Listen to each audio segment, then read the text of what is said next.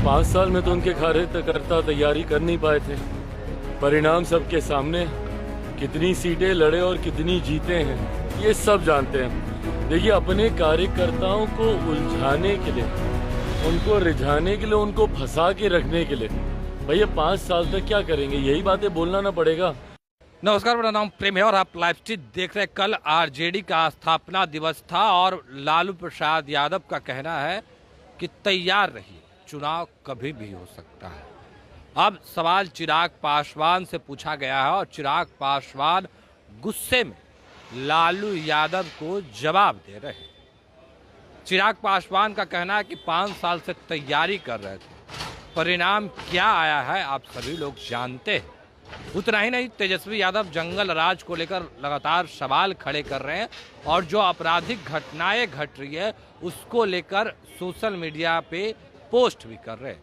चिराग पासवान इन तमाम सवालों पर खूब गरजे हैं और लालू यादव हो या फिर तेजस्वी यादव हो, दोनों नेताओं को जवाब दे रहे हैं। उतना ही नहीं, राहुल गांधी सदन के अंदर जिस तरीके से भगवान का तस्वीर लेकर पहुंचे थे, उसी को लेकर अब चिराग पासवान राहुल गांधी पर भी बरस रहे हैं। देखिए, तमाम नेताओं पर चिराग पासवान का गुस्सा फूट पड़ा है और किस तरीके से जो विपक्ष के नेता हैं उनको जवाब दे रहे हैं। क्या कुछ करें चिराग पासवान, पहले हम आपको वो सुनवाते हैं। 5 साल में तो उनके कार्यकर्ता तैयारी कर नहीं पाए थे। परिणाम सबके सामने, कितनी सीटें लड़े और कितनी जीते हैं ये सब जानते हैं।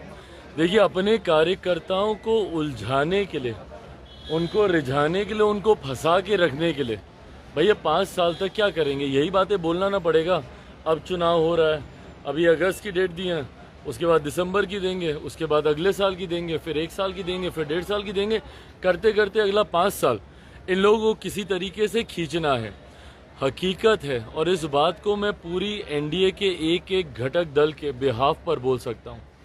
जिस मजबूती से आज केंद्र में हमारे प्रधानमंत्री नरेंद्र मोदी जी के नेतृत्व में ये सरकार चल रही है, अगले 5 साल ये सरकार ना सिर्फ इसी मजबूती से अपना कार्यकाल पूरा करेगी, बल्कि इन 5 सालों में भी कई बड़े और कड़े फैसले प्रधानमंत्री जी के नेतृत्व में देश हित में लिए जाएंगे, जिसका मजबूती से समर्थन एनडीए का हर एक घटक दल करेगा। इस बात में अगर किसी के मन में 1% भी शंका है कि कोई भी एनडीए का घटक दल हमारे प्रधानमंत्री जी के नेतृत्व में कुछ भी आगे पीछे करने की सोच रखता है, तो इस बात को वो अपने मन से निकाल दे। सहज सब ने प्रधानमंत्री जी के नेतृत्व को स्वीकार किया है और उन्हीं के नेतृत्व में 5 साल ये सरकार मजबूती से अपना कार्यकाल पूरा करेगी। लगातार बिहार में लॉ और ऑर्डर को लेकर सवाल खड़े कर रहे हैं कि 3 दिनों में 40 घटनाएं घट गई बिहार के अलग। देखिए, मैं इस बात को सफाई इस बात से कतई नहीं दूंगा कि जब इनकी सरकार थी तो क्या होता था। बिहार में 90 का दशक जंगल राज के वजह से जाना इसीलिए गया क्योंकि इन लोगों के सरकार में क्या होता था। दिक्कत यह है ना कि विपक्ष में जाते ही ठीक है, आप निभाइए भाई, विपक्ष की भूमिका आप निभाइए, पर सकारात्मक विपक्ष की भूमिका होनी चाहिए। आप एक ऐसी भूमिका निभाइए जहां पे लगे सरकार को कि विपक्ष भी साथ में मिलकर प्रदेश के हित की बात करता है। जब किसी बात का श्रेय लेने की बात आती है, नौकरी का श्रेय लेना होगा तो तुरंत आप हर मंच से खड़े होकर बोलिएगा। और जब पुल गिरने की बात आती है, हम लोगों ने तो भैया खड़े होकर नहीं बोला ना कि कौन सा पुल किसके कार्यकाल में बना था। हम लोगों ने तो जानकारी नहीं दी। ऐसा तो नहीं है कि भाई अभी जो 6 महीने पहले जो एनडीए की सरकार बनी है उसी में ही सारे पुलों का निर्माण हुआ है। हम तो इस बात को सहज स्वीकार भी करते कि हमारी सरकार है भैया, जिम्मेदारी है हम लोग की। पर ऐसे में जब आप उंगली उठाते हैं तो आप ये भी तो देखिए कि आपके कार्यकाल में क्या होता था। बनिस्बत उसके चीज़ों को बहुत बेहतर किया गया है और आने वाले दिनों में बेहतर किया जाएगा। लॉ एंड ऑर्डर हम लोगों के लिए भी चिंता का विषय है और हम लोगों ने भी इस बात के लिए मुख्यमंत्री जी से हम लोगों ने भी आग्रह किया है कि जिस तरीके से लॉ एंड ऑर्डर की का विषय है उस पर हम लोगों को चिंतित होकर कड़े कदम उठाने की ज़रूरत है। पुल गिरे उसको भी लेकर हम सब चिंतित हैं कि गुणवत्ता के साथ कतई किसी तरीके का कोई समझौता बर्दाश्त नहीं किया जाएगा। पर विपक्ष की भी जिम्मेदारी बनती है कि ऐसे में सकारात्मक भूमिका निभाए। राहुल गांधी है वो आरोप लगाए थे कि रक्षा मंत्री पर कि अग्निवीर के शहीदों को मुआवजा नहीं मिले, उस पर सेना के जवानों ने भी जवाब दिया है, ट्वीट किया कि नहीं उनको पैसा नहीं। भाई ये गलत तथ्यात्मक जानकारी सदन के पटल पर आप रखिएगा, और आज की तारीख में आप सिर्फ एक सांसद की भूमिका में नहीं है ना कि आप कुछ भी आए बोले और चले गए। आज की तारीख में से एक संवैधानिक पद पर आप बैठे हुए हैं। एलओपी की पद की एक अपनी गंभीरता होती है और उसको गंभीरता से लिए जाना जरूरी है। उस दिन एलओपी के तौर पर जो उनका पहला संबोधन था उसमें तमाम गलत तथ्यात्मक जानकारियां उन्होंने सदन के पटल पर रखने का उन्होंने काम किया। जिस तरीके से व्यक्तिगत टिप्पणी एक एलओपी होने के नाते उन्होंने प्रधानमंत्री जी पर की, उन्होंने चेयर पर की, और जिस तरीके से अलग अलग धर्म में आस्था रखने वाले लोगों की आस्था के साथ उन्होंने खिलवाड़ करने का काम किया। कभी महादेव की तस्वीर को लहराना, कभी अलग अलग धर्म की तस्वीर को लहराना, और उसके बाद जितने धर्म गुरु हैं उन्होंने सामने आकर उससे अपनी असहमति दर्ज की।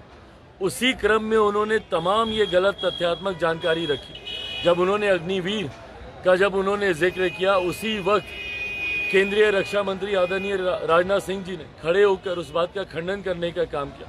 पर दिक्कत यह है ना कि एक एलओपी होने के नाते अगर आप अपने पद की गरिमा को नहीं समझेंगे, अगर इस तरीके से हल्के में आप बयानबाजी करते रहेंगे तो आप अपने पद की मर्यादा को कम करने का काम करेंगे। तो अभी आप चिराग पासवान को सुन रहे थे, किस तरीके से लालू यादव हो या फिर तेजस्वी यादव हो, दोनों नेताओं पर खूब गरजे, पुल गिर रहे हैं। इसको लेकर भी लगातार जो तेजस्वी यादव हो या फिर विपक्ष के नेता हो लगातार सवाल खड़े कर रहे हैं और सरकार से सवाल पूछ भी रहे हैं।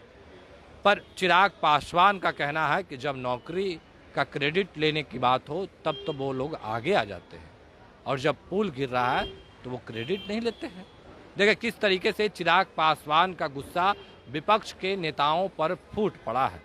लालू यादव हो या फिर तेजस्वी यादव या राहुल गांधी, तमाम लोगों को चिराग पासवान खूब सुना रहे हैं।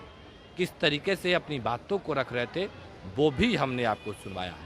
देखिए लालू यादव कल स्थापना दिवस के मौके पर अपने कार्यकर्ताओं में जोश भर रहे थे, तैयार रहने की बात कर रहे थे। तेजस्वी यादव को भी आपने सुना है। अब चिराग पासवान क्या जवाब दे रहे हैं वो भी हमने आपको सुनवाया। फिलहाल के लिए इतना ही, बने रहे लाइव के साथ। धन्यवाद।